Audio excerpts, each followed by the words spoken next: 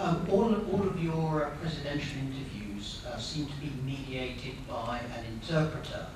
I wondered whether you had felt handicapped by this at any point.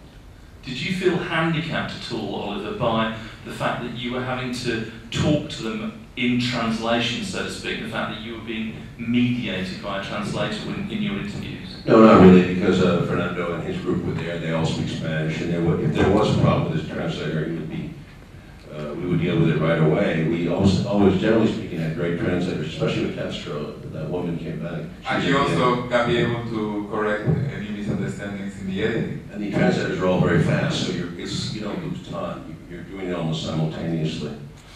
And I understand a little bit because of my Latin background, but I think it's also in the honest. There's a body language. It's not about the words only. There's a question right at the back. Yeah, do we? So hi. Go ahead. Could you speak into the mic? Yes.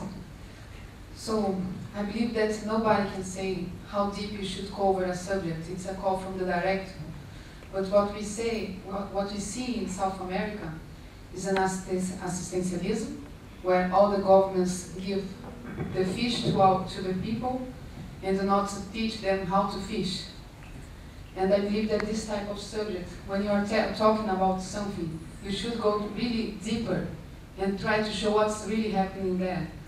And if we just compare like the fights against the media from US with the Latin American people, we are just thinking about heroes and villains, but we are not talking about what is really happening over there. So what you're saying is you think the documentary didn't go deep enough? Yes, that's my comment. You're commenting that effectively you felt the film effectively talked about good and bad in terms of the North American media and the way it was represented and Latin America, but the film should have gone deeper and should have talked to the people of those countries. Yes, not just showing the figures of the government. Well, I agree. You got to start somewhere. I mean, this is 101.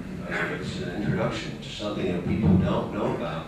The 201 will take you deeper into it, and if the truth is followed, that will come out. But it wouldn't have worked at this level, and I don't think it would have been acceptable to the audiences that we have been able to show at this point.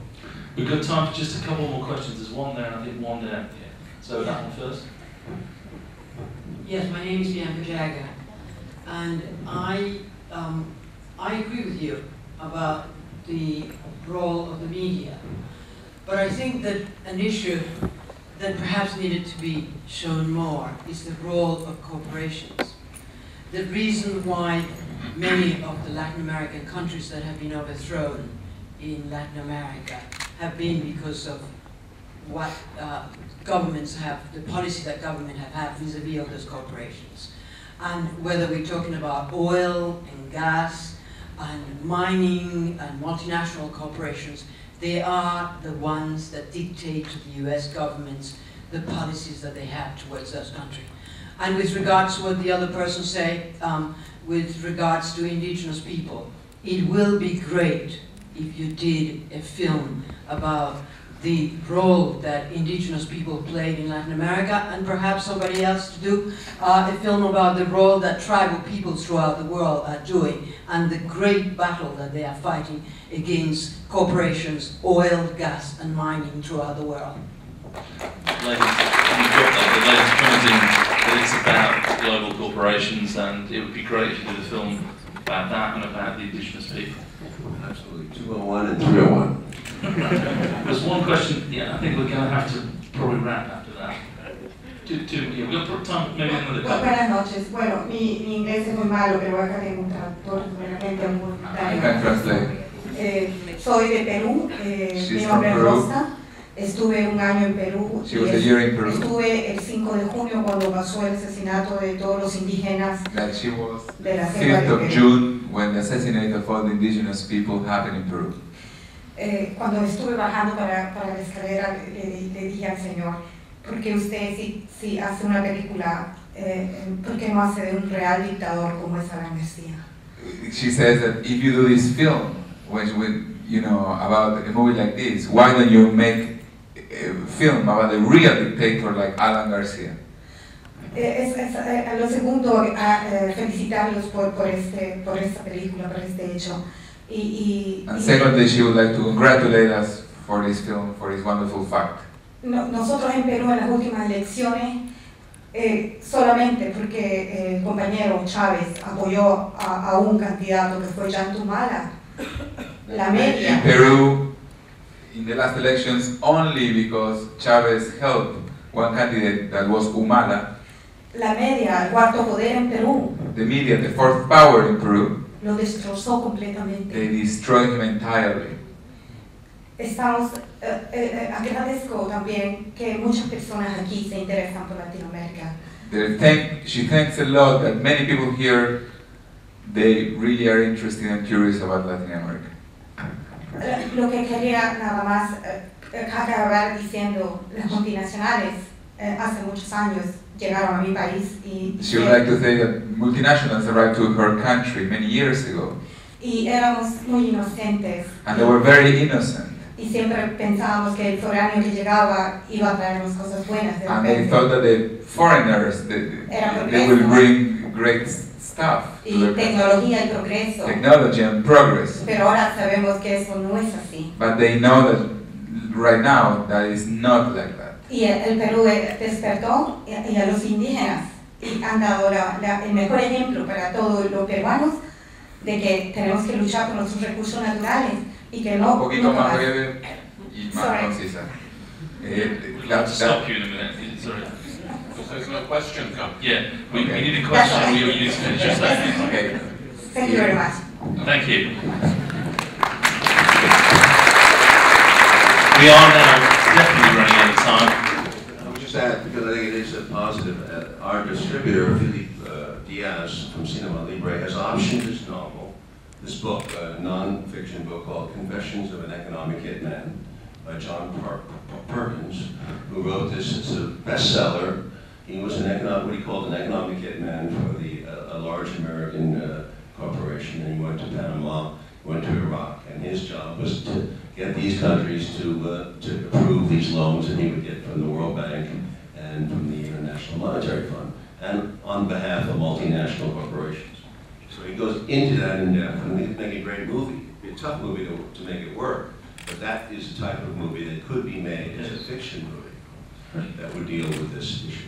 Very interesting. Was somebody right at the back? Hi. Yeah. Hi. Sorry, I've got a question down there, and then you can come in with the question. Sorry, but there is somebody there. Hi. There's a question down there, and then you can come in with the question. Sorry, but there is somebody there. Hi. My name's Rob Hackett. I had a question that how was this film received in the States? I mean, it seems simple, but an important question. I mean, this is Oliver Stone making a huge criticism about the media in the US, not some small student film that gets lost. And I'd like to know how it's received, and perhaps from the producer, what were the challenges you faced getting exhibitors to show this film? Okay, so the question we've had a question about his reception in South America. What was his actual reception in North America like? I think that by the people, it was received fantastically. I went, as a curiosity, to many theaters, and I saw two timers, going like on a Friday and on a Sunday, and I saw a lot of people coming to thank me for doing this film, and that never happened. Usually they throw tomatoes.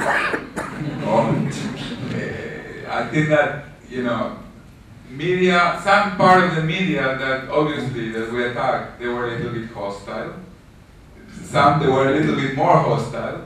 But the people that they saw the film, they really, really liked it. But this is a very limited penetration. Fernando's talking about 10, 15, 25 theaters, at most it will be in 10, 20 cities. So this is not serious penetration in the United States. Nor will we get any major national media, except hostile ones. So no, we will, but what we do hope to establish is a theatrical base somewhere. And we will get a little bit more DVD, video on demand, and gradually these things, they all have to struggle. They find their way. They are remembered, and they will be passed around, and it will be played on television next year. So this is this long, slow trickle of water. But it's a good, long, slow trickle of water, and I'd like to congratulate all of you for having made it particularly Oliver, and thank you all for coming this evening, and thank our very special guests. Thank you. And I would like to thank our distributor, It opens, the theatrical releases with Doug Wolf, so tell all your friends and get everyone to go and see it. What? And tell your friends to come and see it. Yes. Thank you very, very much. Thank you.